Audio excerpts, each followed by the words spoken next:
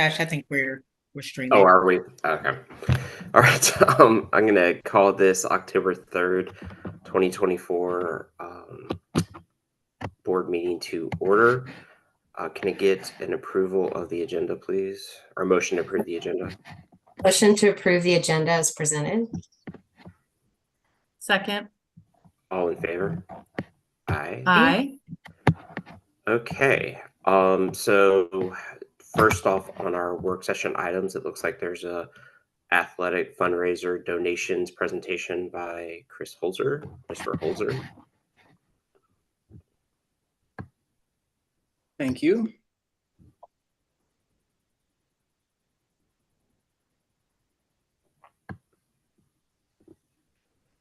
Okay, everyone see that okay?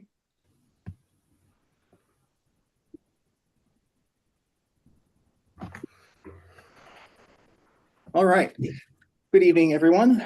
Tonight we're going to talk a little bit about fundraising and donations and how those funds get into our student activities accounts.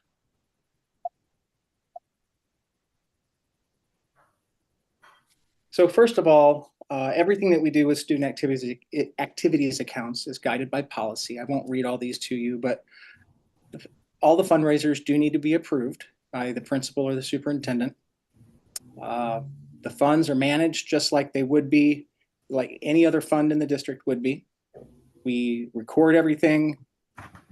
Really important here is the booster clubs and parent group fundraising. Those are really important groups to the district, but there are some rules around what they can and cannot do. It's pretty simple though.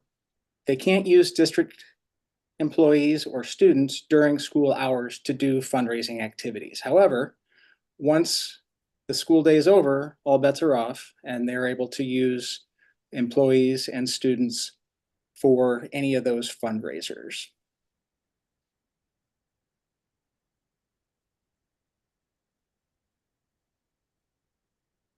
Sorry about that. There's a little bit of a lag here. And then policy KH tells us that all of the gifts need to be approved in writing by the building principal, and then they get forwarded to the superintendent for final approval. And we've updated policy KH within the last year or so.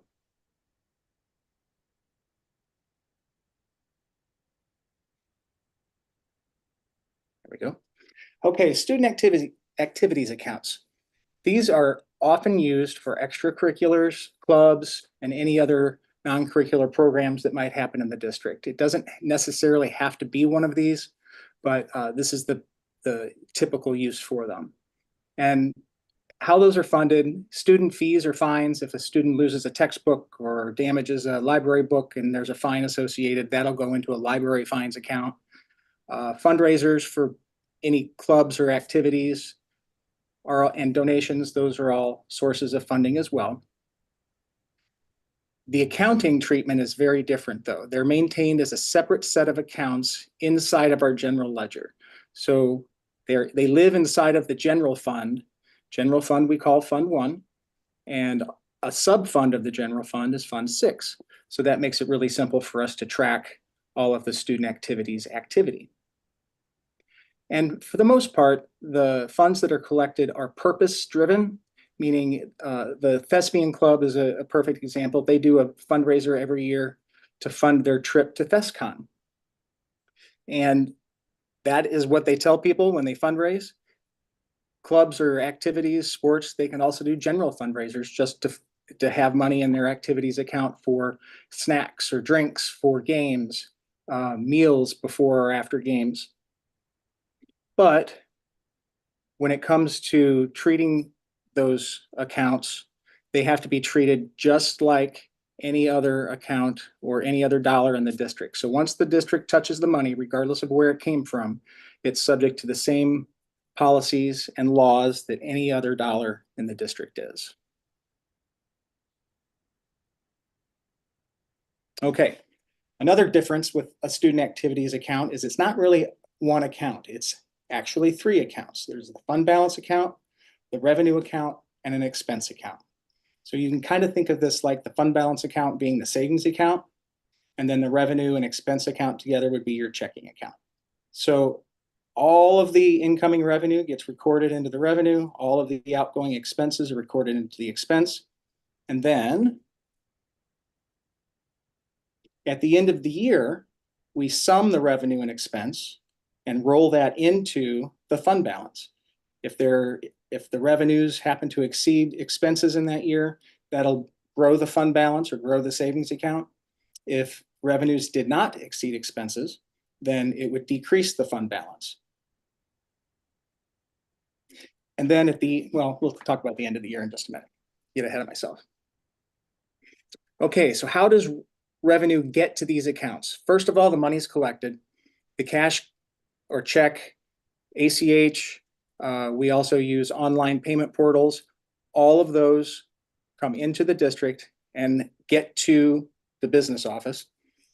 The deposits are prepared by the buildings, and I'll show you an example of that in just a second. So usually the building secretary takes care of that. It doesn't necessarily have to be that person. It can also be the club sponsor. It just all depends on the situation. Then our courier takes those bags to the bank.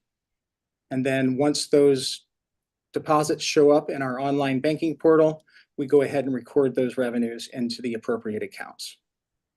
Now, this is an important thing. Sometimes we get deposit slips that don't make a whole lot of sense.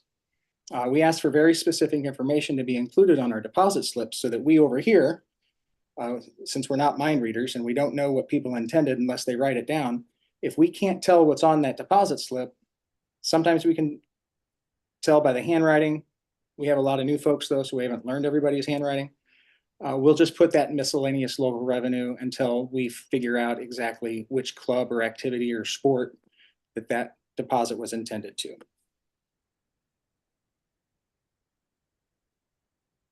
Here is an example of a deposit ticket. I've redacted the account numbers. The internal account number is useless to anyone outside of this organization. But this is exactly what we ask them to do. Here's the account number, the name of the account, and then where that money came from. So you can see here, Miss Emily Baker, she's our library media specialist and also teaches a theater course, and she is our technical theater director. This is a fundraiser that she did to go to the Thespian Club, and you can see here that all the information is here. This is perfect. Emily was a wonderful student, and she still is head of the class when it comes to doing stuff like this. It's always spot on. We know exactly what to do with this. I decided not to put an example of a bad one on here. Didn't want to call anybody out, but it's really, really important that this information is accurate. Otherwise, we don't know where to put it.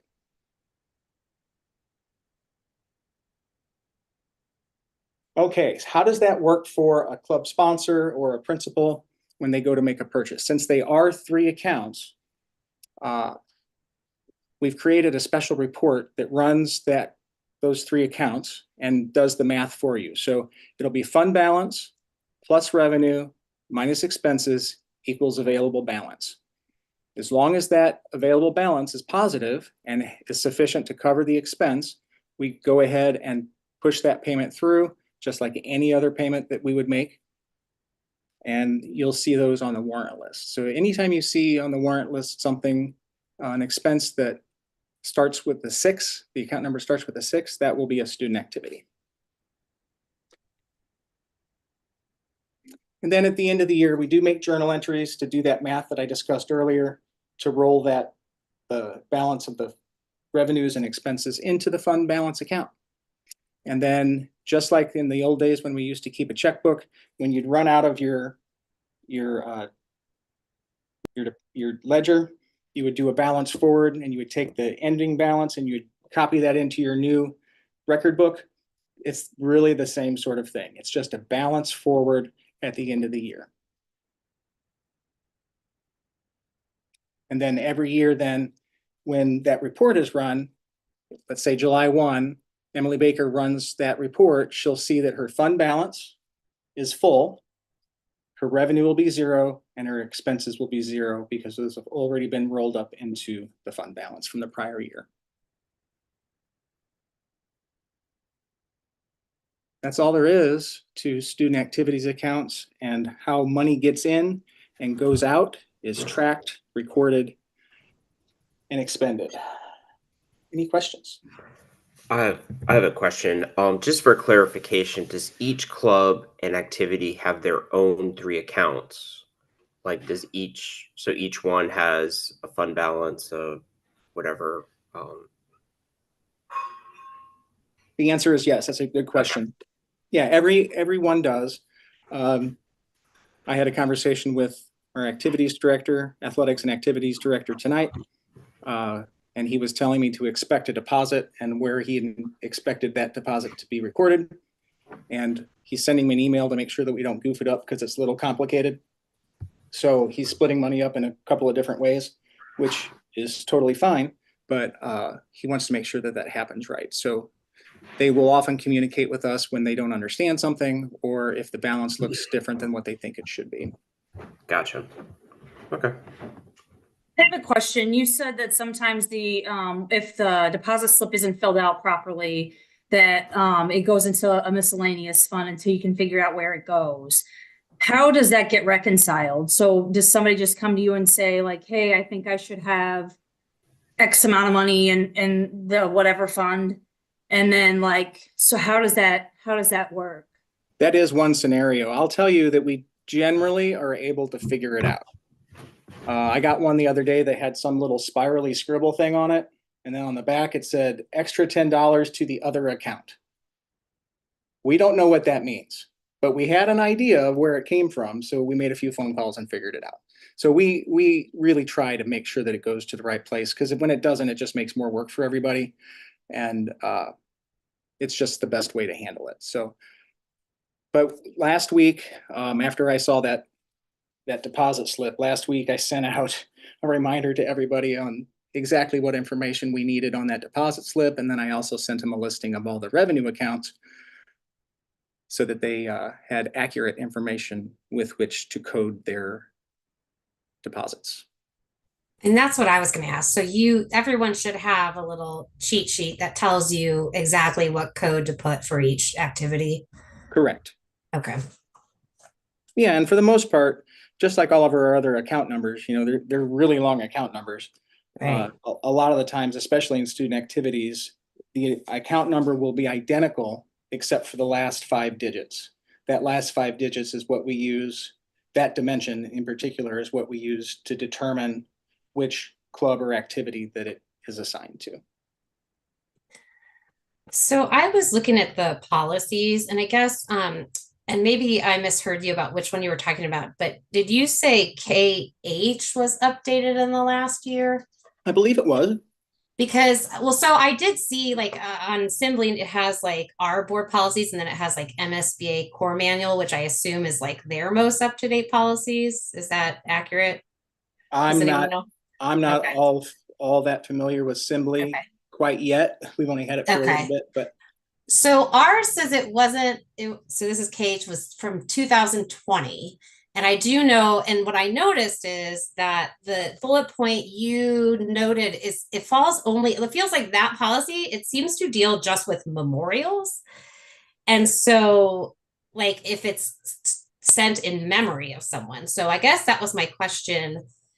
What if someone wants to donate funds to a particular activity and it's not a memorial, or they want to donate an item to a particular fund? Is that allowed? And then what policy does that fall under? Because well, we'll have to make sure that MSBA's kept our policies up to date. Sometimes they miss one here and there, so we'll double check that.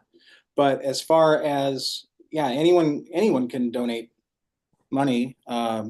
If you were to donate money, you can tell us which account you want that to go to, and we're happy to put it in there. Okay. So if I wanted to donate soccer balls to the soccer team, I could do that if it was approved. And sure, absolutely. Okay. So there's nothing preventing that. All right. Okay. Yeah. And I'll look at the policies, because it seems too, there was a really good definition in the newer one of what a gift means. And then it talked about crowdfunding or crowdsourced. I don't know. Mm-hmm. I had another question. Josh asked one of them. That was good. So the report, okay, so on page, oh gosh, I don't have page numbers. It's this financial reporting page.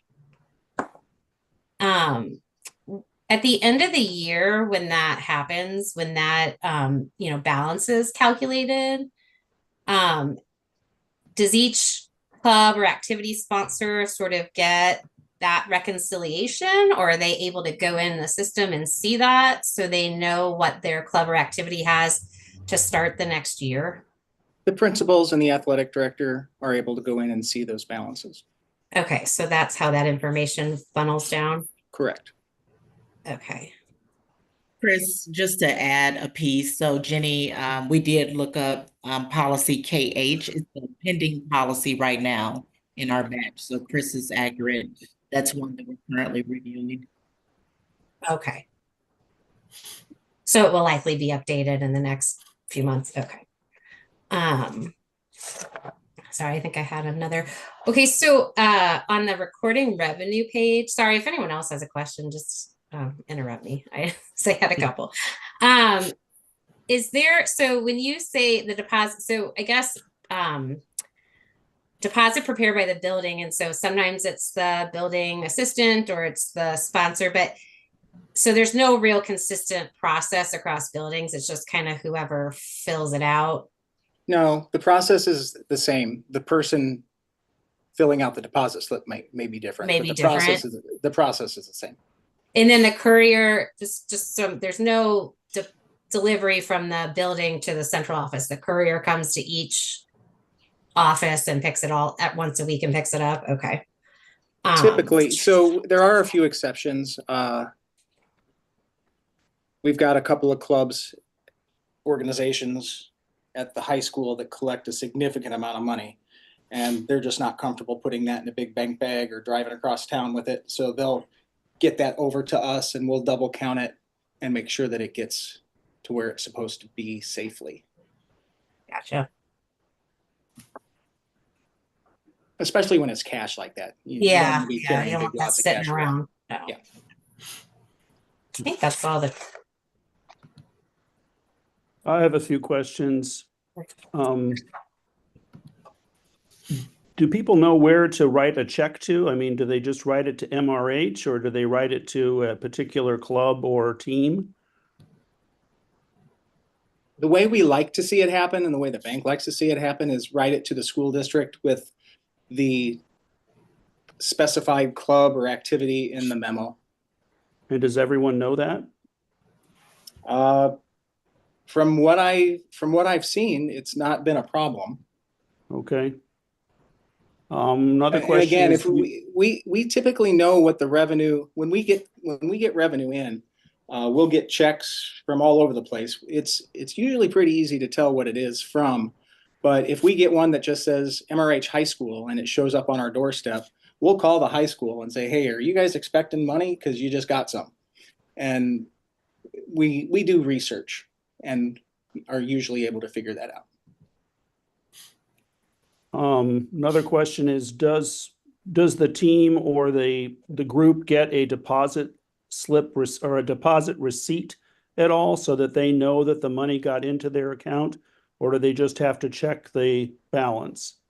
The bank bags go back to where they came from with one of the replicate copies in there. Okay, for each individual deposit. Yeah, they'll come in the high school has a bag, a bank bag, a locked bank bag. And all of the deposit tickets the bank will put in, I think it's the yellow copy that goes in there, the white copy.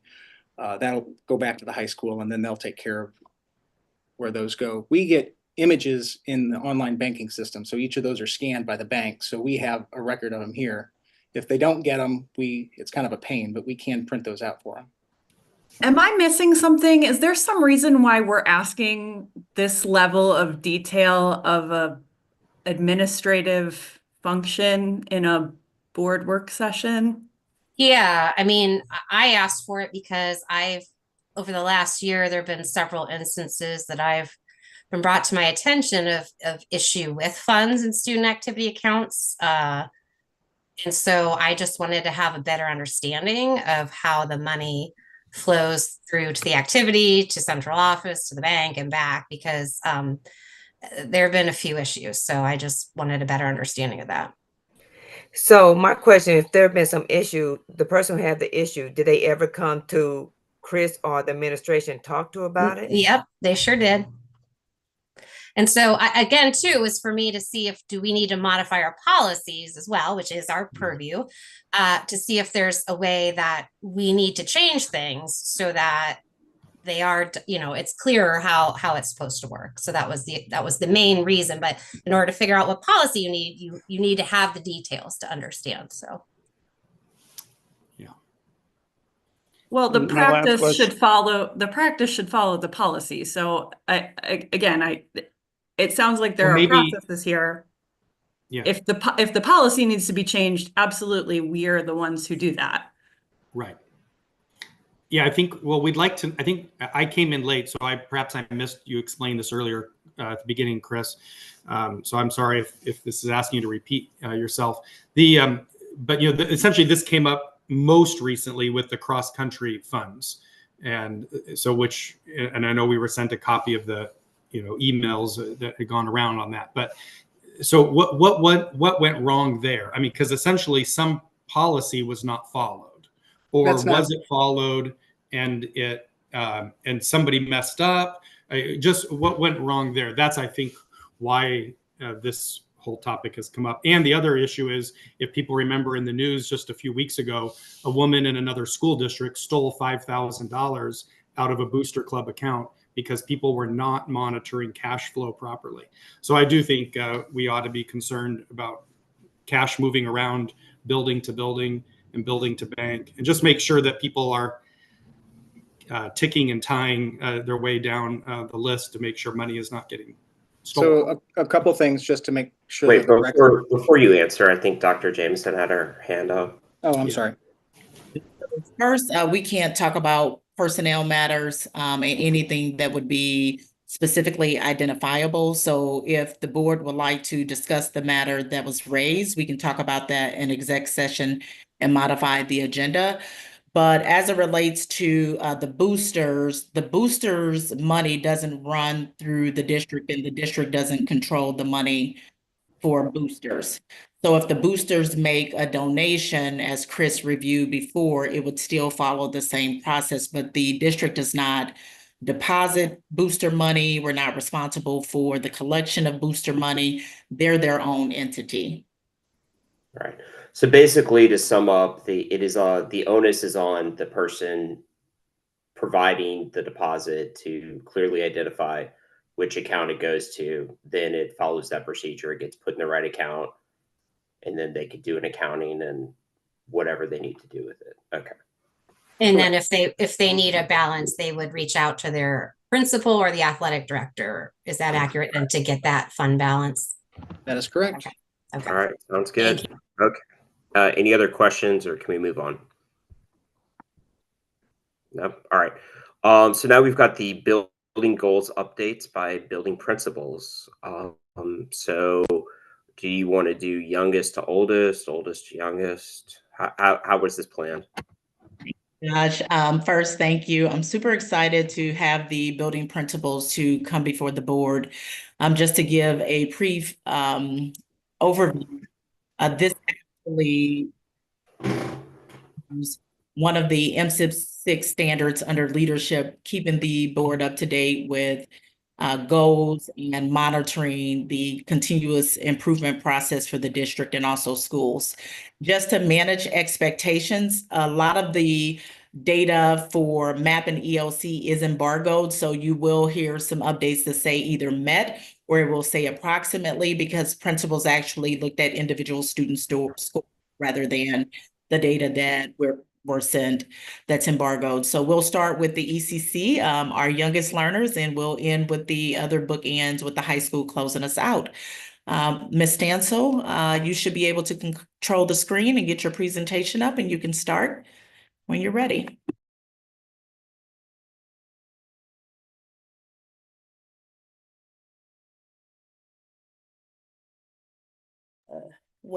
Good evening, everyone. When I hit my share, okay, here we go. Get my life together. Good evening.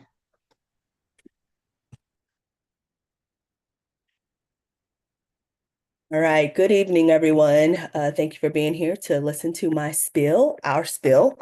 My name is Tanisha Stansel. I'm the principal at the ECC. And so I will go through this presentation. And of course, if you have questions at the end, feel free to ask them. If I am unable to answer a question, I will write that down and get that back to you in a timely fashion. So the first thing I'm going to do is, oops, hold on one second. My screen is going somewhere. Is go over our goals from the previous school year before we get into our updated goals. And then you will see how it is aligned to our strategic plan, our MSIP alignment, and as well, did we actually meet that goal? And so our first goal was achievement for our literacy. We did not meet the goal in kindergarten or second grade, but we did meet the 10% growth in first grade. So that is a celebration for us. When we moved to the next goal, it was 10% in math. And math is only given to our first and second graders in STAR. And we did not meet the goals of showing the 10% growth. For our attendance, our goal was to be at 90% of our students 92% of the time. We did not meet that goal. Earned 3 MSIP, 6 points for having 86.48 at the end of the year. And then for our culture goal, it was our first year post-COVID, fully implementing our school-wide expectations. And the way we monitored that was giving students, if they received a lab is learning appropriate behaviors, to reteach our expectations throughout the day from our social and emotional learning teacher or administration. And we did meet that goal. So our response to intervention triangle was aligned with the 80% of our students falling in line and doing what they need to do to be the best learners that they can be. And so when we look through these next few slides, it's just giving you some data, and it's actually just continuing to support the need for supporting all of our students.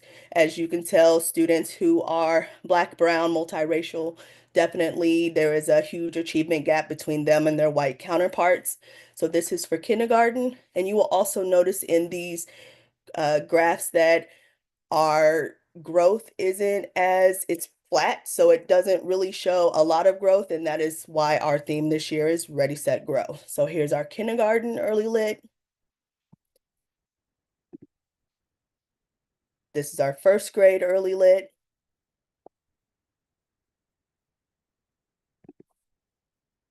Second grade. And as you can see here, you know, this is concerning. Our first grade math, still kind of flat, especially here, little growth, no growth. And our second grade math.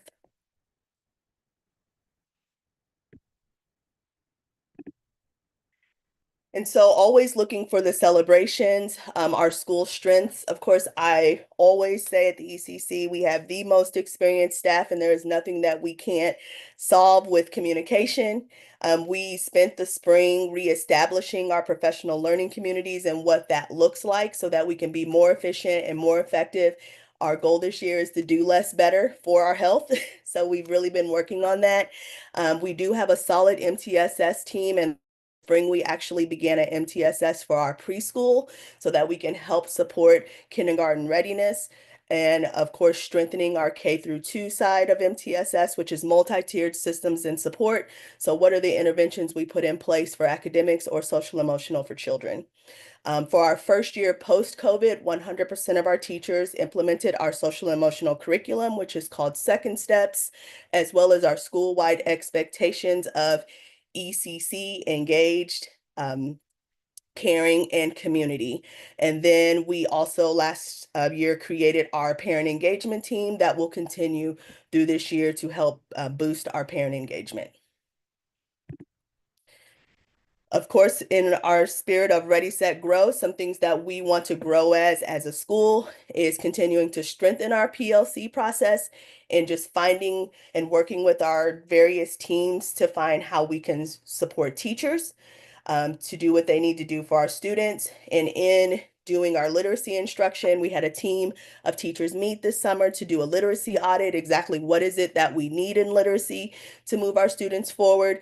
And in that, administration will continue to do fidelity checks so that when we see a gap, we can provide that support. This year, in looking at our intervention, just being intentional on how we group students, who's actually in a group and knowing why they're in the group, and also what are we working with them when they do receive that additional support. Teachers have expressed interest in learning from each other, so we're going to embed that into our PLC process during the school day so that they can share and learn strategies from each other. As far as multi-tiered systems of support, we are going to focus on tier 2. That is where students enter. And then from there, just what is our entrance criteria and what is our exit criteria? And how do we measure when they are being successful and going back down to the tier 1 level? And then, of course, as always, increasing those opportunities for parent engagement inside and outside of the classroom. And so ways that we are going to target to be able to close our achievement gap, just holding everyone to high expectations. We are responsible for our children. We are going to support and hold up each other and make sure that students are learning what they need to learn. In doing that, we are going to be culturally responsive and thinking about how we're continuing to make those connections with students to make them be excited to learn. Differentiating our instruction and bringing in that support when we know that is needed. And that could be from each other, from people at central office that are part of our team to help us, or even reaching outside of the district to bring in other professionals to help us. Using formative assessment. So that's the only way we're going to be able to figure out how to adjust our instruction to monitor the students and move them forward. And of course, going back to that pre-K MTSS, just early intervention, and then our homeschool collaboration. So how do we increase parent involvement so parents know where their students are academically and socially, but then also doing that through effective communication.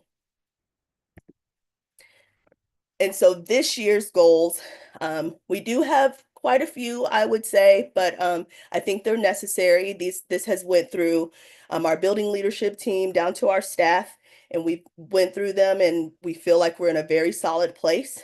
And so based on our STAR early lit and reading scores, then we have these percentages right here. Kindergarten would increase 13%, first grade would increase 38%, and second grade would increase 20%.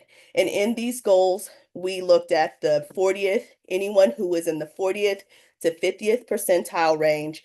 And we looked at how many students are basically our bubble students that we could absolutely work to move to proficient and advanced. But the caveat is also keeping the students that are already proficient and advanced at proficient and advanced. So it is a rigorous goal, but I feel like we can target these bubble students, and with our support and differentiation and strategies and working together, we can move them forward.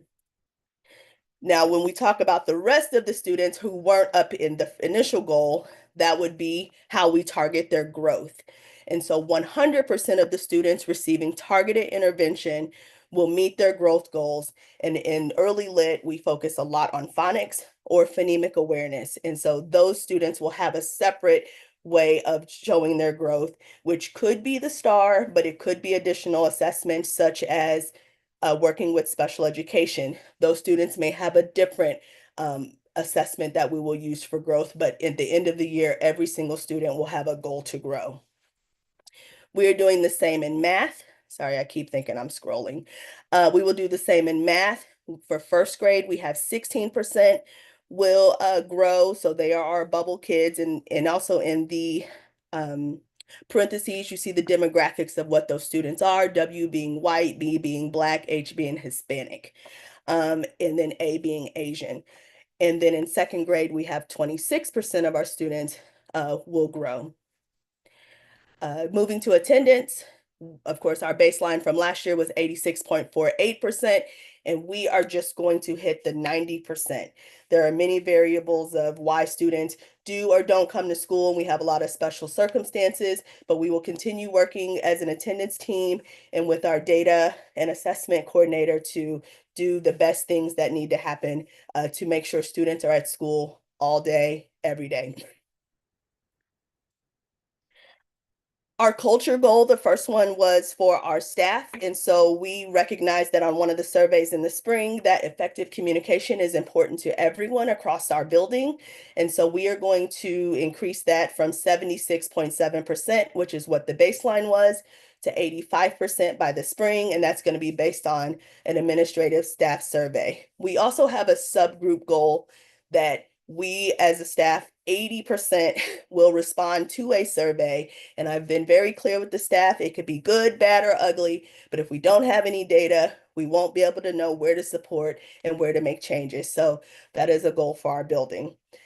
For our multi-tiered system of support process, of course, 80% that enter MTSS for social emotional supports, they will successfully exit intervention as measured by progress monitoring data. So we are doing some things with Ms. Lauren Weisler to build that and get the support in here for those students. But basically, if 80% of them are successful and move back down to tier 1, then we will celebrate that. And our last goal is our metaphor goal. So 100% of our teachers will complete one Reggio-inspired project by May 2025. Now, this is separate from our self-portraits, and this will be supported by our pedagogista and our artillerista so that we can ultimately have our first studio night in May to showcase our entire building and all the work of our students. And so aligning our PD with our school goals, we are working on culture and student engagement. So our professional learning communities are going to increase, and we are just making sure that the support is there. We are receiving support from a solution tree, which was provided by central office, but also what are we doing to make sure that the process is not another thing to do for teachers, but just what are we doing to help support them so that they walk away from these meetings with something in hand to implement for their children. Building authentic relationships with everyone. That was our goal for August and September, just to have a strong foundation to the year. For culture, we are going to keep working on our communication, our DEI, diversity, equity, and inclusion, and our targeted support. This year, out of our 5 values, we are going to be focusing on belonging and courage. Belonging because we want everyone to feel like they belong at the ECC, but also you have to have courage to stop when you see that what is happening is impacting a person that doesn't make them feel like they belong. And that does take a little bit of courage. So those are the 2 that we will work on all year.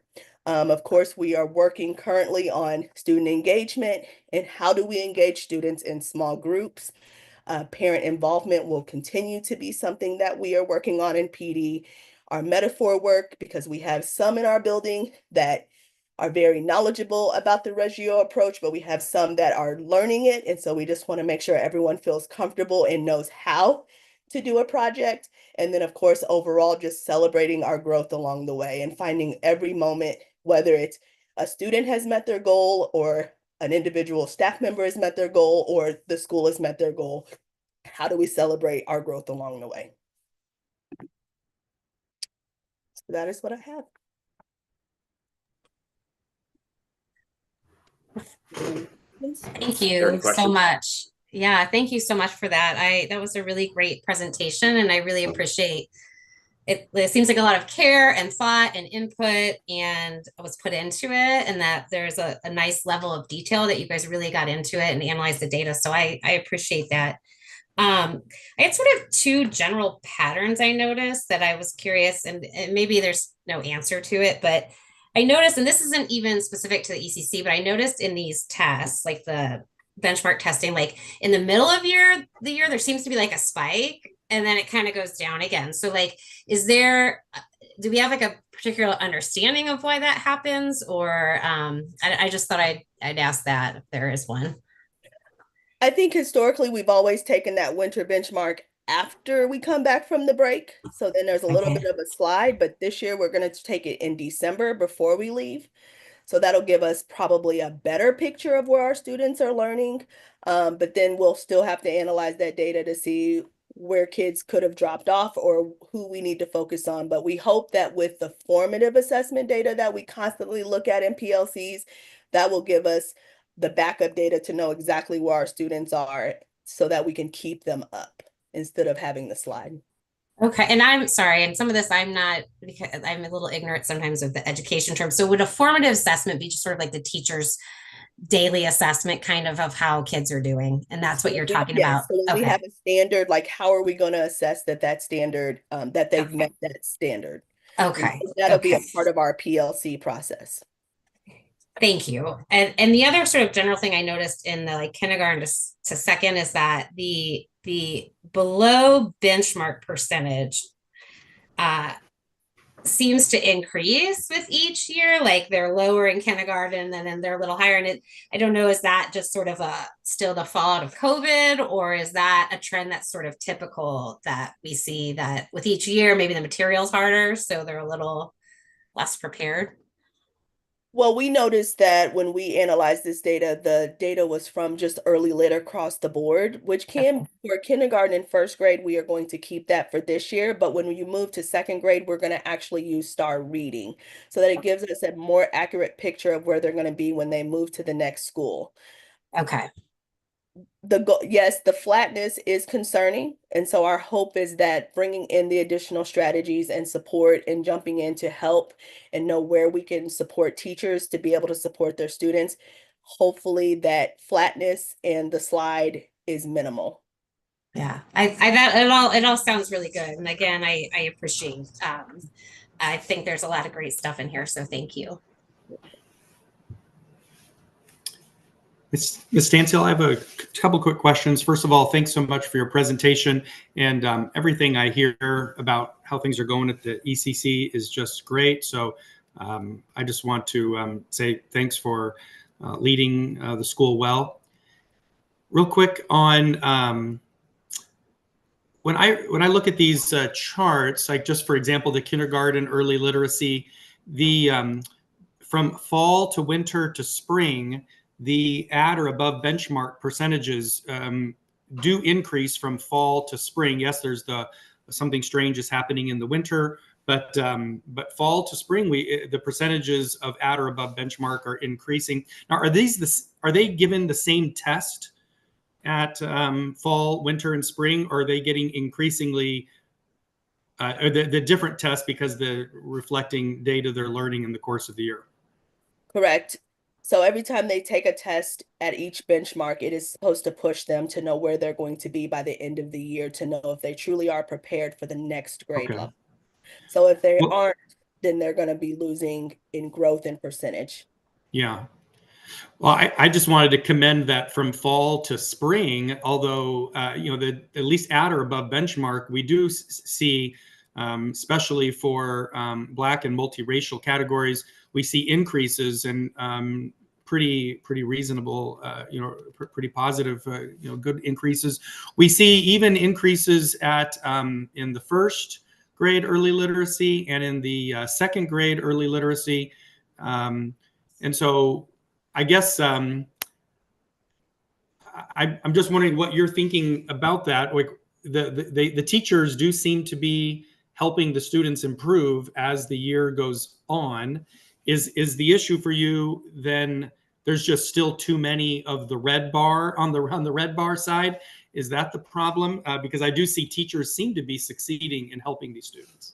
Yes, we didn't meet our goal by like percentages. Like for example, for kindergarten early lit, we just didn't meet it by 2%. I think what's going to help us this year is when we looked at the data and being intentional on who we could move and then creating a goal for those that were lower and needing intervention will help us make sure that no one's falling through as we move forward and everybody's working together, whether they're receiving ELL services or they're receiving reading intervention. Now we're also going to be able to add math intervention this year. So really looking at those students and also providing support to the teachers in the classroom that may have students that didn't fall enough to receive intervention from a specialist, but they are still in the classroom receiving intervention at the tier 2 level from the teacher. So how do we provide that support to that teacher when they have a student that that needs a little more support, but not enough that they're in intervention? So it's just right. all of us. Yeah, so it's just a slight change from just a slight decrease in the below benchmark and a slight increase in above would have changed your accomplishment of the goals. Well, one last question, and I'll turn it over to my colleagues. This is on your slide number 11, the very first goal. You have these percentages on the far left, 13%, 38%, 20%. Could you just tell me what those are? I understand the movement of the percentages, 74 to 78, et cetera. But what are those 13, 38, and 20 referring to? So those are the students that were, when we look at our goal, we had like 74% were already proficient in advanced in kindergarten. When we look at who is in the 40th to the 50th percentile, they are our bubble kids. Those are kids that, based on their score right now, we should be able to, through instruction, move them to proficient in advanced.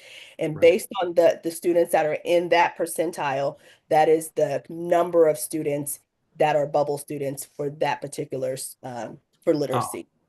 And then we add that to the, with keeping the other ones who are already proficient in advanced there. Got it. Okay, so you would have, okay. So overall, you want to move to 78% for kindergarten, but the group that needs to be impacted is 13% of the overall student body of the kindergarten. Correct. Okay, I understand. Thank you very much. You're welcome.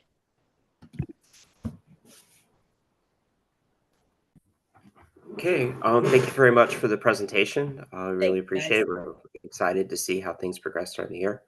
So if we could have our next presenter, please. Have a good evening.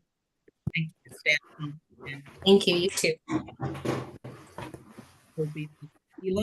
I did give them a time frame. Ms. Stansel did meet her time frame, so I am keeping time to make sure that they're within the parameters that we provided.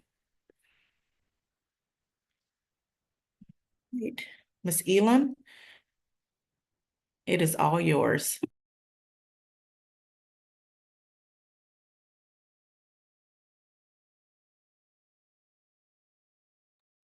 Good evening, everyone. Carlisha Elam, principal at MRH Elementary School. I am really excited about the opportunity to share our building goals update from last year. Last year, our goals were centered around, we started with attendance. So by the conclusion of the school year, our goal was to move from 83.44% to 90% as measured by our Power School ranking using the MSIP measurement, and we made it and passed it and we made it to 91.54%. So that was something that was very commendable for our school. For reading, we had a reading goal to move from 69% to 75% as measured by STAR Reading. We did make increase to 72%, but we did not meet our goal. We missed it by 3%. In math, for STAR Math, by the end of the school year, we wanted to move from 49% to 55%, and we met that goal. In science, we wanted to move from our baseline on our MAP assessment from 49% to 55%, and we increased in this area. And later on, you'll see that we increased by approximately 22%. And for SRSS, our goal was to decrease the number of students who were at risk as measured by our internalizing behaviors, and we actually increased by 4%. So we did not meet that goal. And our retention goal for our certified staff was to move from 70% to 80%. And we met and exceeded that goal, and our retention rate was 90% for certified staff for last year, which I would say is commendable because for many, they said that's the most that we've had retention in many years. So on this next chart, I want to be able to explain this. The bars in blue are the average attendance for our building, each grade level. And the orange bars are the percentage of students who had 90% or better within each grade level and within the building. As you can see, we had more students who were in the 3rd and 4th grade with higher percentages at 90% or better. But our 5th grade had the lowest percentage, and they were under 90% of our students in the 5th grade last year who had 90% or better for attendance. One thing that during our building leadership team retreat, we were trying to analyze what is the impact as students grow older within the school system? How does that impact their attendance? This bar graph, the first three, they are by threes. The first bar is our fall assessment, which is done in September, our winter, which is completed in December, and our spring, which was completed in April of last year. One thing that we noticed was for many grade levels, our data was better in the winter than in the spring. One of our wonderings was, is it due to us having MAP testing coming right after our STAR testing? So that is something that we noticed, but as you look, you will see that we had a large amount of our students who were at or above grade level as measured by STAR reading.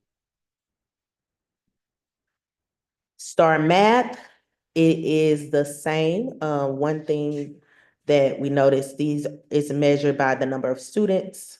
You can tell that there's more students that were in the 4th grade than any grade. But a lot of our data is across the grade level. There was varying amounts of how we went, but a lot of it was pretty much around the same amount, but we were able to make the increase that we were looking for. And this year we're looking to make even more based off of the improvements that we're making in the area of math. This is our SRSS data. This is done by teachers. The homeroom teacher conducts this survey. And with our internalizing behaviors, this talks about if students are shy or lonely, or if we notice that students are depressed or reserved. Those are things that come up within our SRSS internalizing behaviors. And if you look at the chart, you'll see that an example in 3rd grade, we had more students who had internalizing behaviors at the end of the school year than at the beginning of the school year.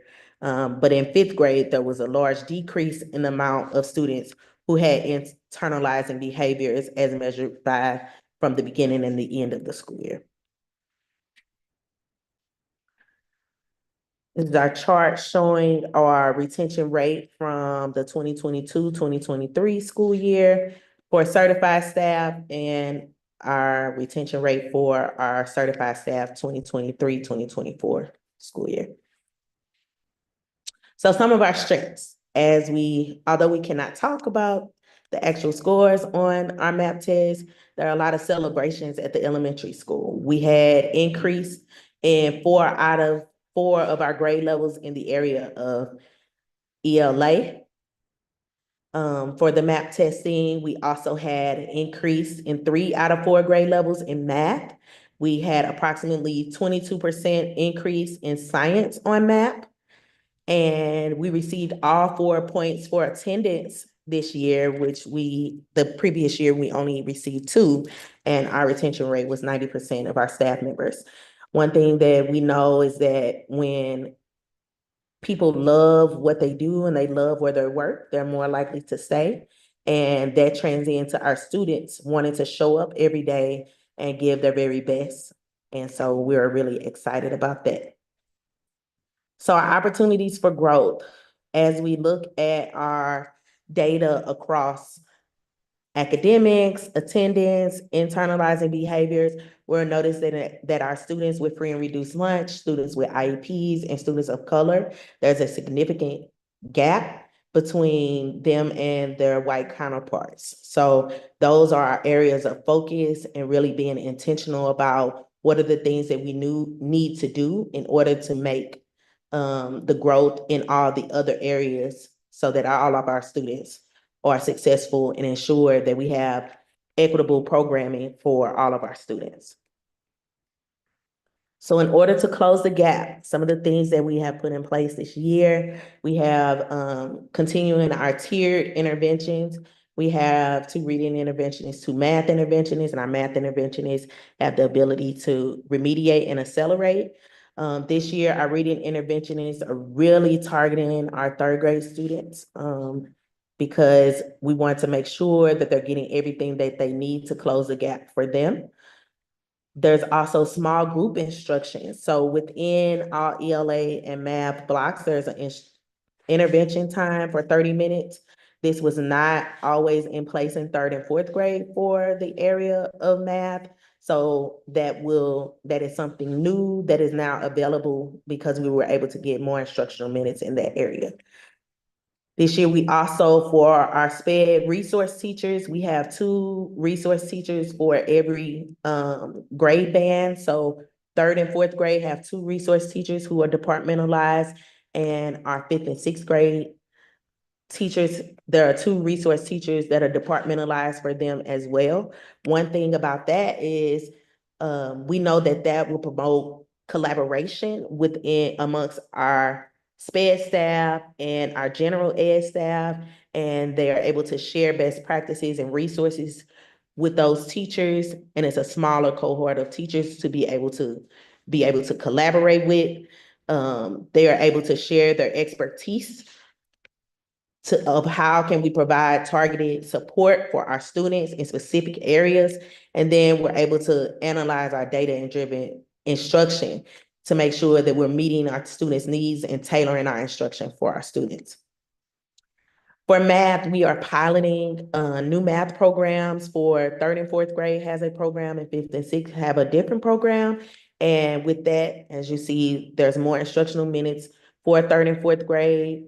We have more resources, and now within our school for technology, we have 1 program or platform that is utilized school-wide for math through technology, and that way we can have a more centralized approach. Previously in our math curriculum, we utilized 4 different resources, so we're trying to fine-tune the math resources that we are providing so that we can have PD that is for the entire building and that students are familiar with the terminology and the skills and resources needed throughout 3rd through 6th grade. For internalizing behavior challenges, we have integrated our SEL curriculum in various aspects of our school. So some of the 2nd step curriculum is taught by the homeroom teacher, some is taught by the counselors and also our health teachers. This for us will make sure that more people know the terminologies and different strategies to utilize with students and help to promote them to utilize them throughout the school day. We also we have more mental health support. We will have a BJC worker 1 to 2 days a week who will start October the 8th to be able to support those students who need individualized one-on-one counseling and group sessions. And they will also be providing resources for parents because one thing that we realize is that sometimes some of the issues that students are encountering is also encountering at home. So that will help with our school to home connections. We also have collaborative MTSS meetings where we talk about students who are raising concerns in the areas of academics, attendance, and behavior. And that team meets monthly in order to meet the needs of our students. So how we're aligning our PD with our school goals, we will have, we started with unit planning for all content teachers. There's at least 1 unit planning day quarter so that teachers can get on the same page and make sure that they're tailoring their instruction and their assessments to meet the needs of our students. This helps with differentiation, making sure that our small groups and those who need to be accelerated are getting exactly what they need throughout that instruction, and technology integration. So this year we are trying to make sure that our teachers are utilizing Canvas so that parents will be able to utilize that as a tool to see where our students are, and students know where they are and are able to access their curriculum and assignments there. We went through a PD this summer. A lot of our teachers went, and it was a PLC at work. And one thing we came away with was making sure that our SMART goals was one of our focuses for this school year. So we have a school data dashboard where all of our teachers are required to have at least 4 SMART goals a year. And through this, we will be celebrating our teachers and students who meet their SMART goals. And then that also holds all of us accountable for the work that we're doing, and it brings a level of collaboration within our teams. So through the SMART goals, we will continue to do data analysis, and we will collaboratively problem solve how to meet our students' needs. We also have done site visits. We went to Clayton School, who utilizes our math resource that we're currently using, and we're still have other visits there to make connections with other colleagues, because we are one elementary school, so it's great to have another building to collaborate with. We have SEL PD that is within monthly within our collaborative team meetings, and then our admin and coaching have been able to go to professional development to enhance our observation and feedback, and this was sponsored by the Opportunity Trust. Thank you for listening to my presentation. Do you all have any questions? Thanks for the presentation. Really appreciate it. Looks like y'all are doing a great job. I don't know. One quick question. If you don't mind, I'm sorry, Ms. Elam, you probably don't have any statistics for this. I understand, because it wasn't necessarily anything that was specifically addressed. I guess I'm just curious. I know that we have some concerns with student internalizing behavior and using the curriculum, the second step curriculum. I'm just curious, have you seen any decrease in externalizing behaviors with students? So previous to this year, I would say yes, but right now we're level setting with our externalizing behaviors. With this being a new school year and we have new students who have entered our building, we are trying to problem solve all of the areas of concern that we are noticing as they enter into the elementary school. Thank you. I appreciate your presentation. Thank you. So I had one. I also wanted to say thank you. I also enjoyed this presentation a lot. Congratulations, you guys met a lot of your goals that you set. That is not easy to do. Some really big increases. And so that is amazing. And it looks like you guys have done a lot of work to sort of streamline going forward. So it's like easier to communicate and collaborate. One question I had about, and this may be sort of what Christy was talking about a little bit, but the goal for last year with at-risk students. So what I'm understanding is the SRSS, that's the internalized behavior. So if the kid's feeling lonely or depressed, and is that what it means to be at risk? So if you like get a certain score on that, yes, you're okay. So if you have a higher rating, then you will be at risk. And we do give it for externalizing as well, but we don't have as many externalizing behaviors as we do with internalizing. Okay. And so I saw last year, we wanted to go down, but we ended up going up. And do we have sort of any idea like why that was, or is it just kids are more anxious now? And so like sort of how do you address that, I guess, is my question. So what we have been doing, we have a lot of strategies that we utilize within our SEL team. So we have done like check-in, check-out for students who are tier 2. And some students are, our goal is for students to graduate out of their program. We also have small groups with the counselor and the SEL teacher. We have a youth in need therapist who meets one-on-one and in small groups with students. And we have a BJC worker that's coming to support We're really excited about the BJC worker Yeah. because we're like busting at the seams with students who need support. And so we're excited about that opportunity. And another thing that we received was a part-time social worker with SSD that I did not mention initially that was included this school year as well. So I feel like as far as manpower, we're getting there with making sure that we have enough people to support the students. But we're trying to make sure that we're chipping away and really digging deeper into the why behind what is happening. But I know that since the pandemic, we have noticed an increase in that. And so we're trying to see how we can make sure that students feel a sense of belonging and, you know, feel like they can collaborate with their peers and feel welcome within the space. That's great. So it sounds like they'll get some like individualized attention to address their specific. Awesome. Correct. Awesome. Thank you. I just want to add to Jenny that the social worker from special school district as well as the BJ counselor or social worker is free, so it's at no cost to the district. That is always nice. And I also want to say I really like too the idea of because this is something like I like to is looking outside the school at another school. You know, it is hard when you're the only one to not have someone to collaborate with. So I think that's a great idea just to talk to colleagues in the same situation and see how they do it. So I think I like that idea a lot. Thank you. Brian? Yes, Ms. Elam. I just have a quick question about the slide on the STAR math data. And, you know, one thing was surprising me, there doesn't seem to be a correlation to an attendance in math because fifth grade seems to be doing the best there, and they seem to have the lower attendance rating. So I guess I was just curious, what does your team think is going on?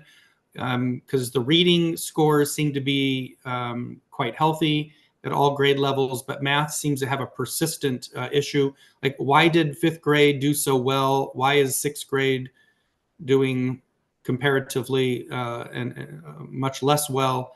I'm just curious what your team is thinking. I would say that every grade level has their own characteristics. And with fifth grade, one thing that we notice is that they have a lot of internalizing behaviors, and that is something, but they are strong readers. I believe that our students with IEPs were at least 65% proficient in advanced in reading in fifth grade last year. And so they're really strong readers, but they also have SEL needs that we are trying to tap into. And so I don't know if that has an impact on, like, they have a love for reading, but when it comes to problem solving or, you know, thinking strategically, which is required in math, if that is where we're seeing a decrease for the fifth grade. No, well, actually, no, math is where things are looking quite good in fifth grade compared to the other grades. So that's what I was wondering. Oh, well, for attendance, I know that that would be the reason why, because of mental health days. Some of the students in fifth grade, you see more of that. But academically, fifth grade was a stronger group of students within the building. Okay. Okay, is there a particular reason why then the sixth grade has struggled so much, or third and fourth? So I would say the demographics in sixth grade was very different. I would say that we have more students of color that were in the sixth grade, more students who had free and reduced lunch in sixth grade as compared to the students that are in fifth grade. We have been analyzing our students as they come into our building, because one thing that we've noticed is that our students who enter on one side of our building are different than the students that enter on the other. And so we're trying to figure out what can we do in order to have a more equitable balance as students continue at the elementary school.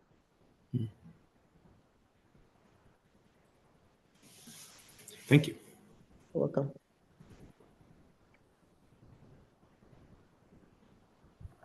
Any other questions? Yeah. Thank you again for your presentation. And again, you. look forward to Have a great more to evening. come. All right, you too. All right, next up will be Mr. Zitzer at the middle school. Good evening. All right. Good evening. I'm going to present on the middle school. So here are our goals from last year. These were developed with our BLT pretty early in the summer. So I think we did it in like July of the beginning of the year. And coming in as a first year principal, we had to rely a lot on, I didn't have a lot of understanding of like the NWA and things like that. So we kind of developed these as a staff, and I think we have much stronger goals this year, but these are the ones we had last year. So we were looking for an increase in 20% proficiency in both math and reading on the NWEA. We did not meet either one of those. We had sizable growth in ELA and some growth in math, but not to the threshold of hitting 20%. I would argue that probably was an optimistic goal and probably wasn't realistic, but we still did not meet it. As far as attendance, we went from 80.2, was just in the threshold of receiving points on APR, to 80 to, we were trying to get to 85, and we did meet that. We got to 85.7, so we earned 3 points. And then we looked for an increase on 5 specific metrics from the survey data from the 2022-23 school year. So we started at 2.65, and we were trying to get to a 3 on average, and we ended at a 2.9. So while we grew, we didn't meet that goal either. This is just an overview of our math data specific to the NWEA. So you can see here that we ended up around 41%. We did not see a sizable growth with our math scores. They stayed more stagnant. Where students came in, we saw a little bit of growth, but not in terms of proficiency hitting into that 60 to 80 percentile ranking or that 80 to 100 percentile ranking. What we did see though is in terms of, I'm gonna skip and come back. In terms of growth, like hitting our growth target. So NWA sets a target, says you need to get to this by the end of the year. Students, based on the instructional time and where they started, should be there. And so we had well over 50% of our students hitting their growth targets, but that didn't necessarily translate to students moving up a percentile ranking in math. In reading, we saw sizable growth, double-digit growth in both 7th and 8th grade in terms of reading proficiency into those green and blue rankings, which again are 60 to 80% and 80 to or 81 to 100. And then for them, again, more double-digit, over 50% of our students were hitting their growth targets. One of the key differences, if you're looking at the two assessments, is math, like the average growth target a student had to hit is 6 points, where in reading it was about 3. Similarly, these are adaptive assessments. So if a student starts in the 3rd grade or 4th grade, they continue to get questions in that area, but they're receiving instruction in class on 7th grade standards.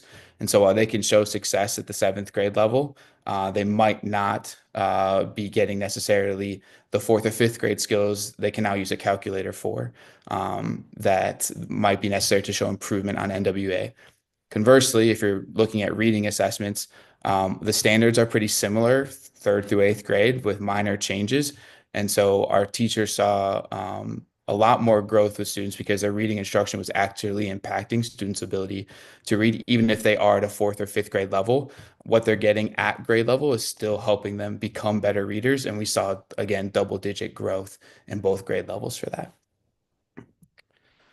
Attendance is here's the district's proportional attendance rank, but we were able to earn 3 points. I think last year we earned 2, and the year before we earned 0. So moving up post-COVID on a much stronger trajectory.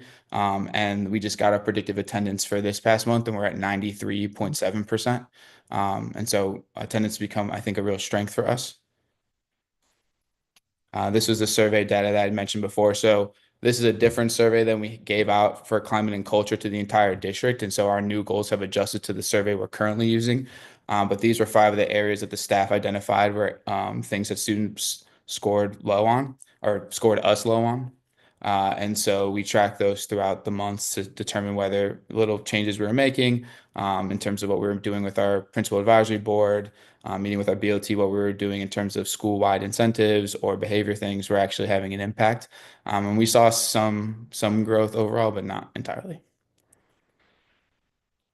School strengths, we had over a 5% increase in proportional attendance. So like I mentioned, the big shift in attendance up 5% was really huge for us. We had complete proficiency on the Algebra 1 EOC. Math proficiency was more or less stagnant. And while that might not look like a strength or an achievement, it's the first time in 5 years that I could find that we didn't dip as students were coming through the middle school. If you look statewide, math proficiency dips each year. But being able to stop that and stay more or less stagnant. 8th grade had a 1% increase. I think given what we're trying to do in math and the curriculum adjustments we know we need to make as a district, being able to stop that decline for the first time, I think is something to be celebrated. While cohort data might have been slightly stagnant, there were double-digit increases from year to year. So if you're comparing what proficiency was across the building in 2022 to 23, it's significantly higher for last year. And ELA, we saw large increases. So we saw double-digit cohort proficiency increases in both 7th and 8th grade. And then from year to year, again, another double-digit increase in proficiency. I think our 8th graders hit a mark that going back to like 2003 was the last time we hit a proficiency mark that high with our current 8th graders. Sorry, so last year 7th graders. And then greater alignment and planning in our expedition work. We started that last year, and this summer, every single one of our teachers but one, because she had a family emergency, came in to meet for 2 days to work on curricular alignment of our expeditions and pre-planning before the school year started. And we've seen like much bigger returns on that investment even in the first month of school this year. Identified opportunities for growth, early intervention for attendance.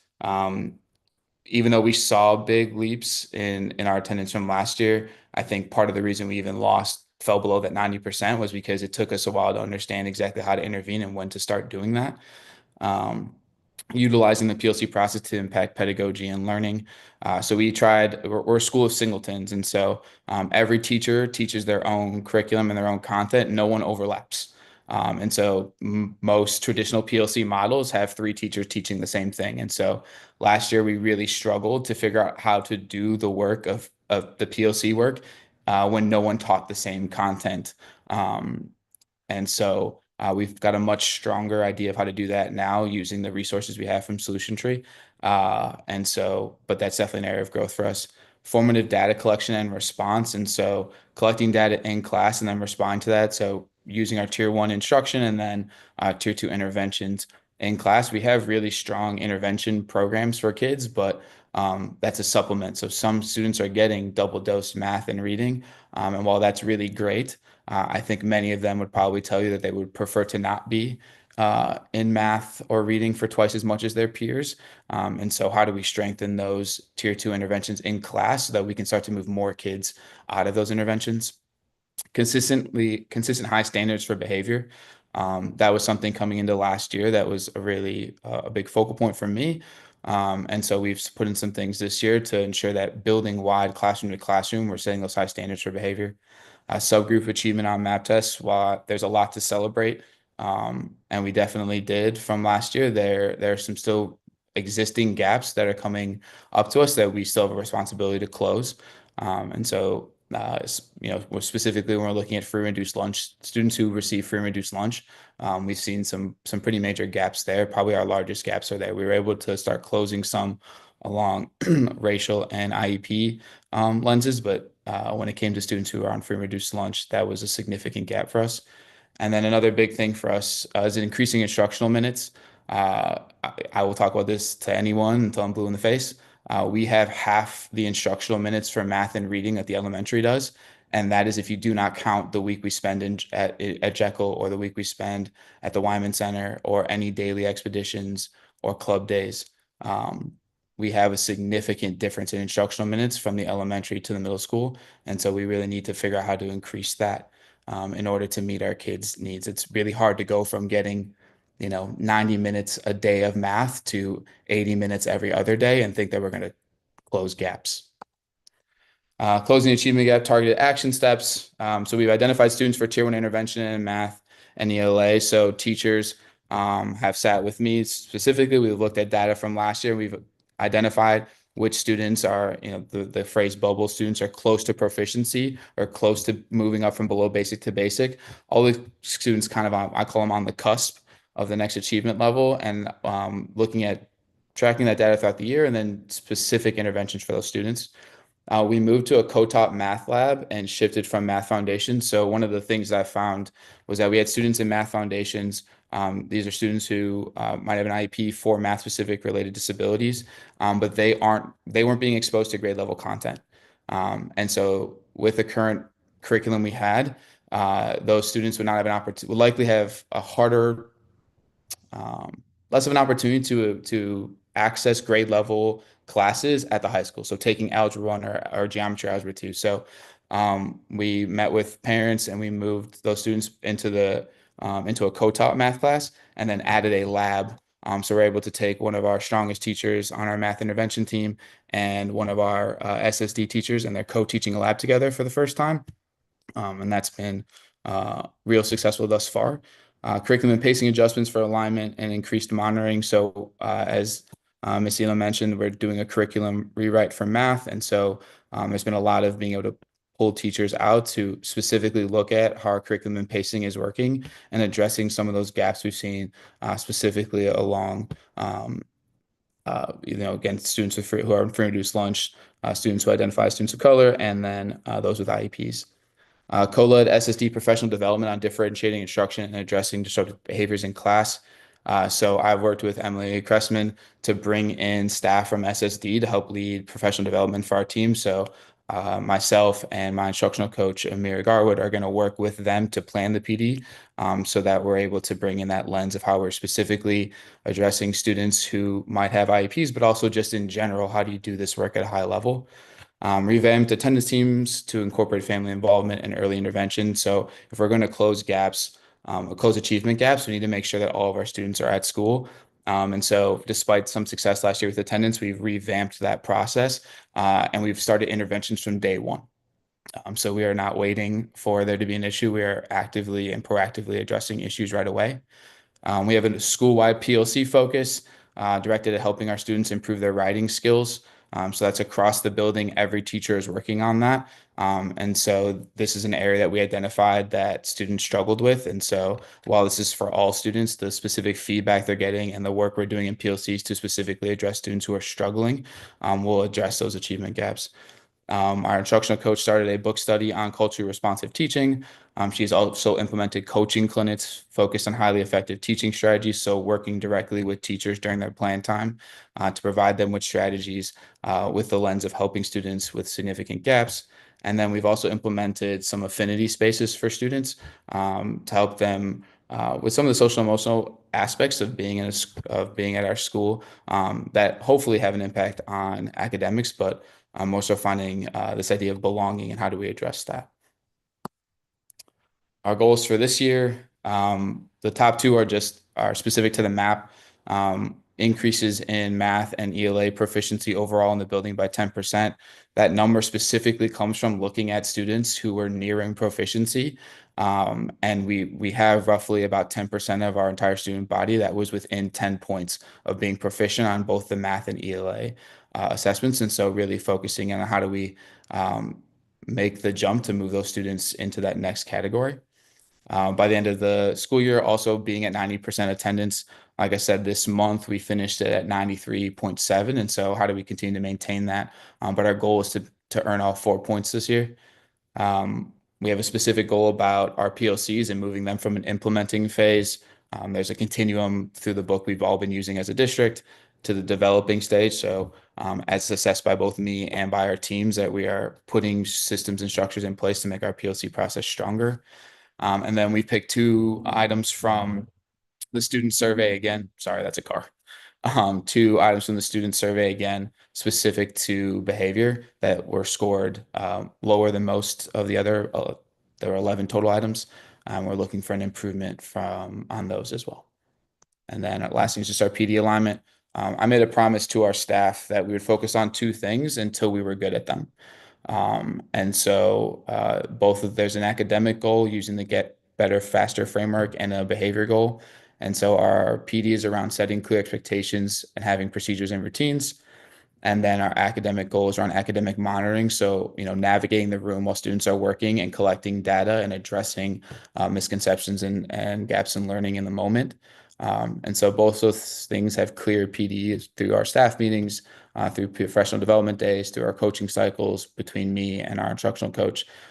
But really trying to narrow in on these are two strategies we're going to get better at, and we're going to keep working at them until we can actually prove that our staff is significantly improved in those areas. And so really trying to narrow the focus, but both of those things should 100% lead to improvements on our building goals as well. I talk very fast and I apologize. Questions? Thank you for the presentation. Does anybody have any questions? I did. Or Brian, you go ahead. You go ahead. Oh, that's okay. Mr. Zitzer, thanks. So the issue that we looked at with the EC, the elementary, with the 6th grade class having significant deficits in math coming into the middle school, there is that why you have this what you called, I think, a double dose of math, and you have this math lab, or is that focused on other issues? What are we doing, I guess, to help catch those last year 6th graders, now 7th graders, to catch them up to grade level in math? Yeah, I think we have. And it's a reason we're coming into a curriculum rewrite and looking at new resources that we've seen math be an issue, specifically in our building for sure. And so part of the math lab, the double dosing, is we've also refined that process a lot, but specifically looking at students who on the STAR would have performed at below 20%, I think is the mark that the elementary uses. And then we reevaluate when they come up to the middle school, but specifically addressing students who would be multiple grade levels behind. So when I looked at what we had the previous year, and we were sitting at about 40% of the students who were in that were below basic. This year, we kind of revamped to address specifically students who are significantly behind. And so about 67% of the students who are in our math labs are below, or would be below basic on the map. And so it's specifically trying to address students who have a larger gap in their learning to try to accelerate them. Do you have different math labs for different students who are different grade levels behind? Or is it one math lab? So that is something we want to work towards, but I think that would require us to change our schedule in a way that we could allow flexibility for our interventionists to pull kids out, more of a resource model. With such a small school, when you take a group of kids and say they have to be in this one period, it ends up kind of tying their schedule together. So we have tried to strategically place students based on so that the differentiation isn't super wide in Ms. Demesian's classes. But there, like if a kid takes band, it's like, well, then do we take band away so we can put them in the appropriate math lab? We've tried to make, there's a lot of judgment calls when there's only 200 kids, but yes, we do try to align them in a way that, thank you very much. She can be most effective. Yeah. So also a great presentation. I really enjoy that math lab. Seems really cool. I like the idea that you're combining two different types of teachers and the strengths they have and bringing them together to teach the kids. I guess one question is when you're looking at the student survey data and comparing it like month over month or whatever, are the same about number of kids taking that? Is that like a do now thing where they all have to do it so you can really compare that data, or do you have a wide range of? We had months where I would say over 80% of students responded, and then some months where it was closer to 50%. And one of our struggles was, do we make them? So like on the survey for the district, we had 100% of our students fill that out. And so month over month, we kind of had an internal struggle about whether we make them take it or we don't do that. But yes, there was variance. It was never super low. I think the lowest we had out of 200 something kids was 114. It's close enough to really be able to compare it still and get a good. Yeah. Yes, for sure. But yeah, we're moving away from a model of measuring every month on the same things. and more looking at how do we ask them questions that lead us to an improvement by the end of the year, rather than just every month tracking whether their opinions are the same on that. So definitely learned a lesson from how we did that to kind of improve. I imagine a lot of adults would have trouble doing that month to month. So on school strengths and achievement, I just wanted to make sure I understood your percentages correct. Were you saying that when you say year to year increase, so were you saying like for math, like 7th to 8th, they improve 14%? So yeah, it's kind of hard when we don't have the map data in front of us, so it was a little vague. But if you look at proficiency in the building overall from the 2022 to 23 school year, and then you just compared it to what it was this year, so not the same kids, so one grade level the same, different, that's where we saw the increase there. Okay, I see. That was the building. All right. And then the cohort, you're saying there's in math, so that the cohort would be 7th to 8th. So last year's 8th 7 graders to compared, 7. So if last year's 8th graders comparing their scores to when they were in 7th grade. Yeah. Okay. Yeah. So that That's stagnant. I will say I like the point you raised about the decrease in minutes. I know we've talked about that. It was something I had never really thought about because I went through to a K-8 school where your schedule was the same. And I'm wondering, that is a serious decrease in the number of minutes kids are getting in math. So like I don't know, something for this board maybe to think about how do we get kids back the minutes they may need? So I think that's a good point. And then one question I just didn't what is an affinity space? Is that just like a gathering space? So we specifically have a group for our young boys who identify as Black. And so that's the first one we've started, led by our counselor, Terry Brown. Oh, I see. Okay. Coach. Yeah. Okay, cool. Thank you. Yep. Yeah, and I appreciate as well, and I agree, Jenny, that if modifications need to happen to the schedule at the middle school and the implications that may have for the high school, we would love to hear your creative solutions for that. I think we have learned from history that the board should actually not be involved in setting the schedule for the building levels. Well, I look forward to letting you know, because I think I do have a solution to that. So I look forward to that. Awesome.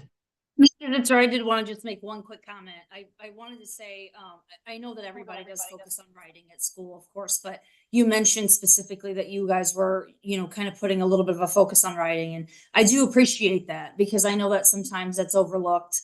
Not that we aren't doing that everywhere, but just the idea that you are kind of putting a little bit of a focus on that. I do appreciate that. Thank you.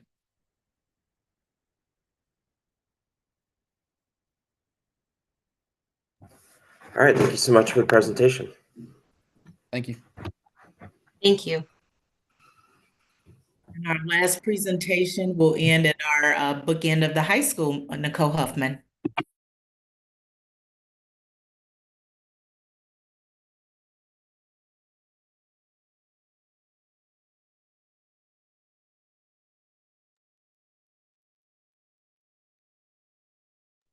I am having some technical difficulties. It won't allow me to present.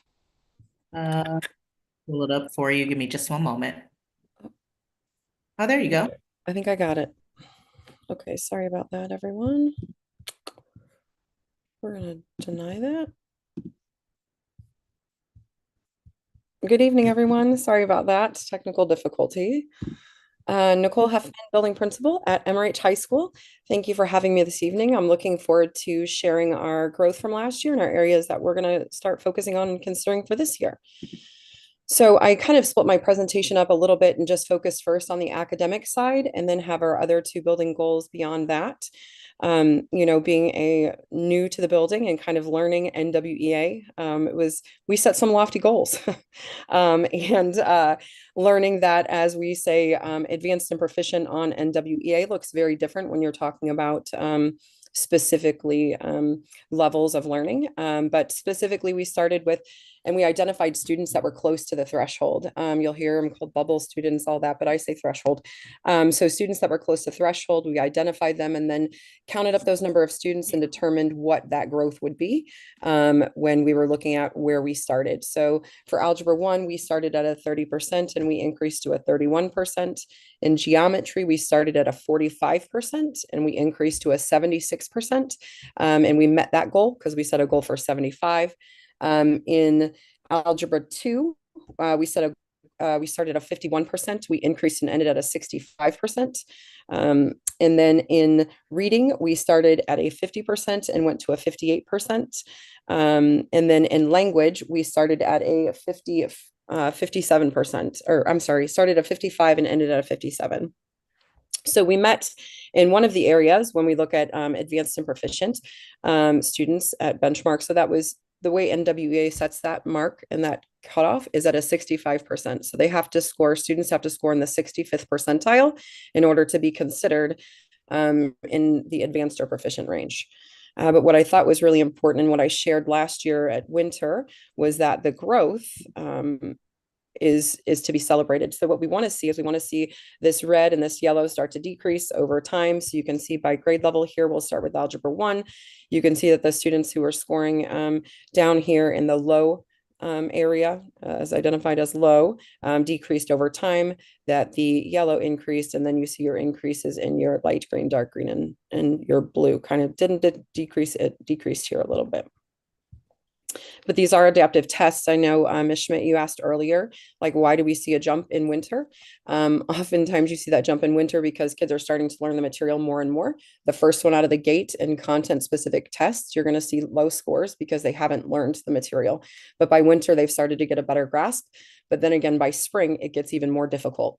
So you do see an increase in rigor of the test because it is adaptive. And you can see our geometry growth over time. Our Algebra 2 growing over time. An area for us with reading and language, we're a little bit stagnant when you look at larger growth groups. Reason being, reading and language are circular tests. They are a K-12 assessment where your math assessments are actually course specific. So you kind of see this stagnant in the reading and the language. So really focusing in on how do we and what strategies are we going to use as we think about moving forward and working with our teachers to identify what those skills might be and how we could help track those skills over time. When you look at our EOC data, though, we did see double-digit increases in English 2 as identified by the individual scores that we sent home. There was an increase in our biology scores. We've been pretty consistent in government across the board every year. There was a decrease this year in Algebra 1. And actually, Algebra 2, we saw some great growth there. When we look at our attendance goal for the year, we set a pretty lofty goal to go from 71 to 85, but we didn't meet it, but we did see some good gains, which I'll share in a second. And then we set a climate and culture goal that was focused on the 3 specific areas: student voice, parent involvement, and celebration and recognition. While we didn't meet, I'll share a little bit more about the data there in a second and what those specific areas really measure with the questions. And we had some good discussion today and with our building leadership team about how might we measure that and what might that look like. But with attendance, we are seeing some steady gains. We actually saw an 8% increase, which is significant for us over time. So you can kind of see us coming out of that. And I will say that we were having a good conversation at admin council about this today, that we're noticing more and more parents are calling in, letting us know when kids are going to be late. I've been very intentional about making sure that I'm mentioning attendance every week.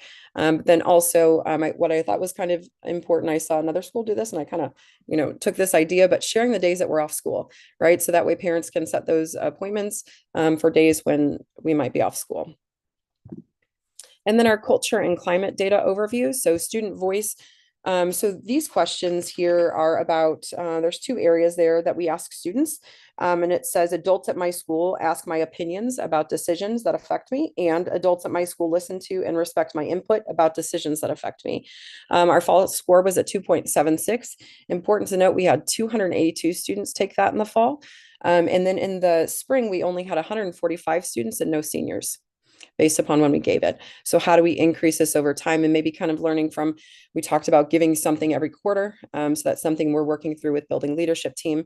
The parent involvement one, we really dug into more, and we're talking about in building leadership team and an admin council today, because a parent involvement one has parents rating themselves, staff rating parents. And so it's, the question is being, I am actively involved in activities at my student's school. I frequently volunteer at my student's school. And then I attend parent teacher conferences.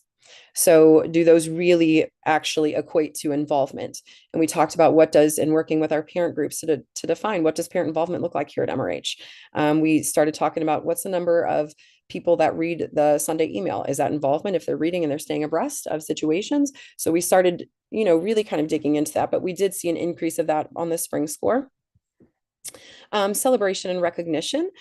So that's one thing, and it just says that students are recognized for good behavior in my school. And so knowing that we've got to really focus in on the student of the month piece, really acknowledging when students are meeting their attendance goals and celebrating that over time. We've been working with student council on how might we increase that or put that into town hall. What might that look like? So that way students can feel like they're celebrated. And even within a classroom, we started having those classroom level discussions as well.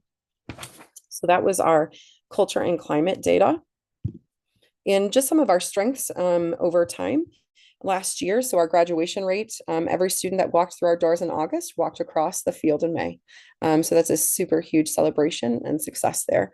Our alternative programs, they have graduated about 18% of our kids every year. They do a great job of really promoting this wonderful community space. This past year, they even branched out and they have even embraced our metaphor. So we had lots of students. We had about 4 students that were actually out doing internships, full-time internships from the alternative program space. The percent of students that were involved in clubs and activities has increased.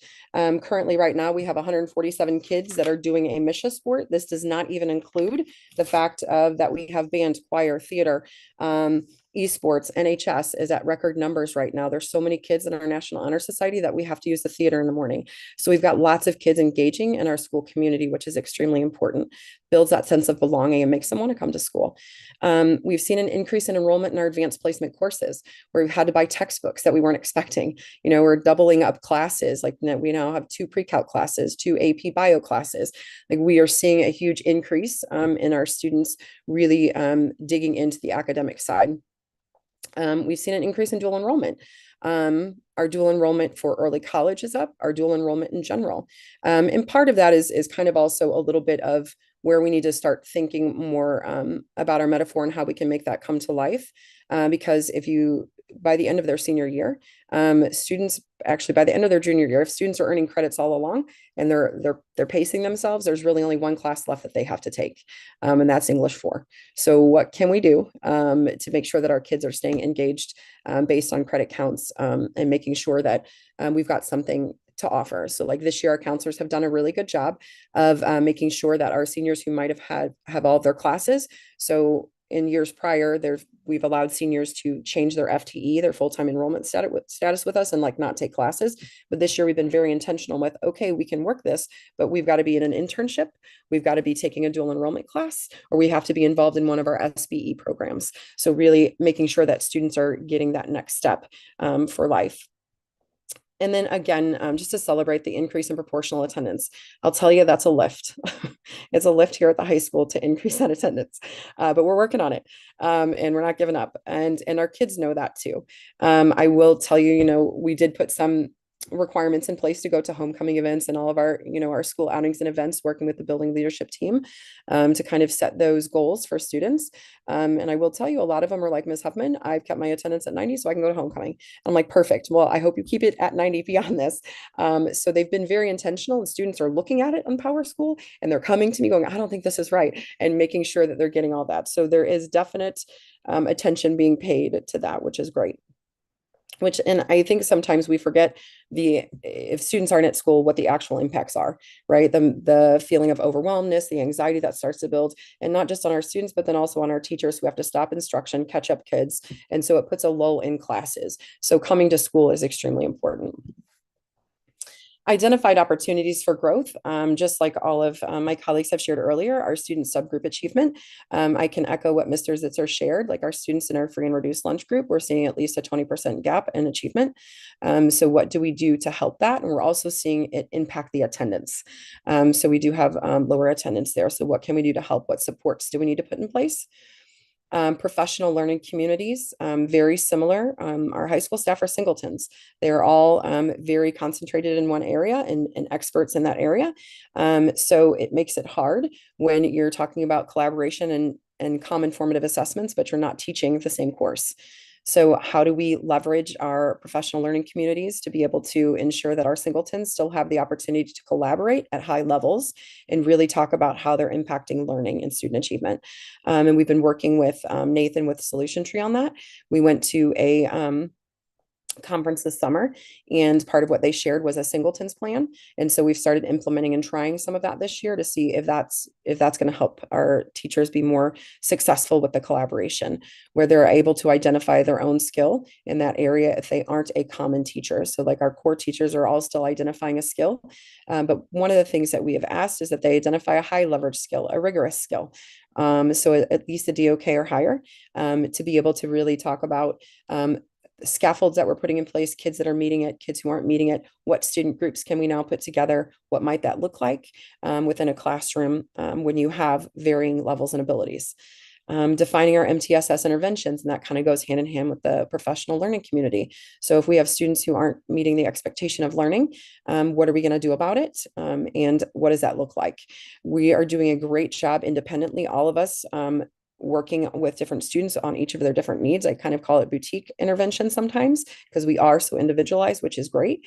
But that also has limitations on it because then we don't know which interventions are most successful for which groups of kids, and then we can't systematize it. So really trying to find a way to systematize some of our interventions and procedures. And then again, climate and culture. We talk a lot about making sure that all students and all families are engaged. So what does that look like, and how are we making sure that we are lifting all voices into our space? We have a PAL group this year, obviously Principal Advisory Leadership Board, but we're adding another layer. We realized we saw a gap last year in that. And so when we think about the climate and culture and lifting student voice into the space, this year we're adding in what we call an underclassmen mini PAL board. So giving our freshmen and our sophomores an opportunity to still kind of lift their voice into the space. We'll meet with them twice a month, where all of our PAL board is actually meeting 2 times a week. So. And then closing the achievement gap, targeted action steps. So looking at targeted interventions and supports, which ones are working, which ones aren't. Student success teams. So all of our teachers are on student success teams by grade level. So we meet once a month right now. And actually teachers just ask, can we please meet more? These were really good. So we talk about students and we talk about what interventions we're going to put in place. Specifically, this year, we have right now, our freshman team got together and said, our freshmen are really struggling with organization. What can we do? And so they put a plan together and they are actually moving with that plan. Last year, we talked about our senior team to help our freshmen integrate more and learn more about MRH and what we expect here. And so we have seniors mentoring freshmen on Fridays. So pushing into some of those ACT labs to be able just to build relationships and help them understand the importance, because honestly, kids can sometimes explain it sometimes better than adults when it comes kid to kid. And then proactive systems for identification. How are we being proactive for our students who might need some additional supports and layers and need in those areas? And then our professional development kind of goes hand in hand with everything I've been sharing so far. So climate and culture, we've been working with the district, really leveraging that piece into our spaces. We'll be digging more in November in climate and culture, talking about collaboration. So how do we truly collaborate? What does that look like? And then professional learning communities, which goes straight in with that climate and culture collaboration, really trying to help our singletons be able to be more effective together. And then instructional strategies that increase achievement. So we've been very intentional about academic monitoring, naming the lab, going around, checking in real time as students are working. What does that what are we looking for? What are we checking for? And giving that real-time feedback. Teacher clarity, talking about what we're going to be learning today, why we're going to be learning it, and how we know we've learned it. That's success criteria. And then finally, identifying surface, deep, and transfer learning. When we talk about engaging and excelling, really, how much time are we spending on surface learning, which is your basic skills? Then when are we getting to application? And finally, how are we getting that transfer piece and actually applying it in new contexts? So that's pretty much our PD for this year, which will be, it'll take us some time, right? We've got to start identifying and being very intentional with our lesson design.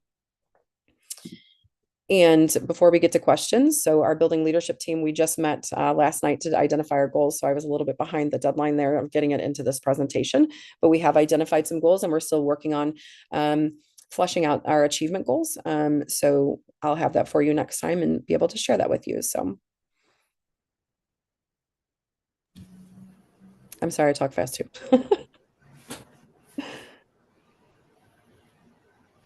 Questions? Okay. I had one somewhere, but if someone else has one, please go ahead. Okay. Where to go? Also, thank you for your excellent presentation. I really appreciated. I thank you for answering my question from earlier too, where I lost my question. Oh goodness. It's here somewhere. Well, I don't know where it went. So While Jenny, you're looking for it, maybe I'll you just got step one. in. Yeah, go, Brian. Yeah. Yeah. So this is maybe not so much a question, but with the deficits in math that you're trying to correct in this particular year, and having just heard the presentation from Mr. Zitzer about this math lab, I guess I'm just wondering if there's any rethinking about the utility of the AC lab at the end of the day, and what sort of things can be done in that space. I mean, I'm not, obviously in the building, but lots of high school kids are in and out of my house on a regular basis since I have kids in the high school. And what I hear about AC Lab is that it's largely used for time on the phone and playing games and just connecting with friends. And I'm just wondering if there might be a way to redeem that time, or if your team is thinking about that and to use it in some different ways. And maybe I'm just getting things secondhand that's not entirely accurate, and I accept that too. But has your team given any thought to the use of AC Lab as something for, I'll just to use the phrase of Mr. Zitz earlier, like a double dosing in math or this kind of special math intervention? Yeah, thanks for asking. So one of the things that we implemented last year and that we carried into this year is we identified students who might not be might need a little bit more time in math, might not be a candidate for math lab, because we do have math labs as well. So we do have double dosing happening in our math curriculum, but they might not meet the criteria there, but they need some extra time. So the math team has come through and identified those students, and they are placed some intentionally with a math teacher. So they are getting intentional math intervention during that time. So it just kind of varies. So without saying specific things, like I don't want, but yes, so we have been intentional with placing kids specifically with math teachers if they need additional time, but they're not necessarily a candidate for our math lab. So we do have those math labs, like we have an algebra lab, we have a geometry lab. One of the things we're actually thinking about with the math team is we have algebra and geometry lab, but we don't have an algebra 2 lab.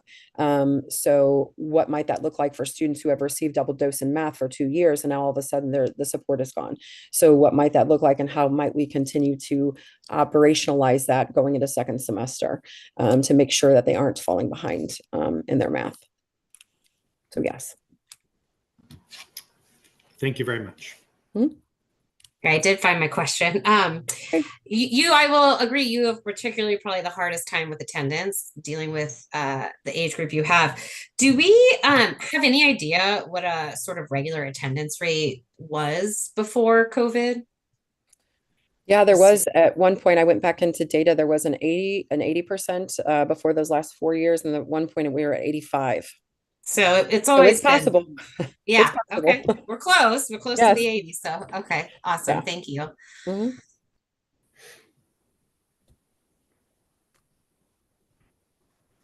Right. Anybody else? Okay. Well, thank you so much for your presentation. And again, we look forward to seeing how you progress throughout the year. Thank you. Thank you.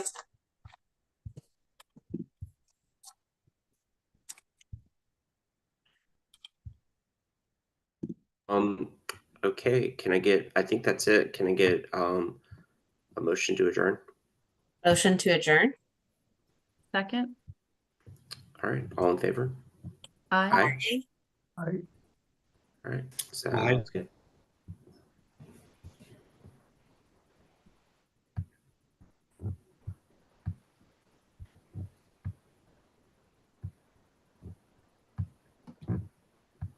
Were we supposed to go out?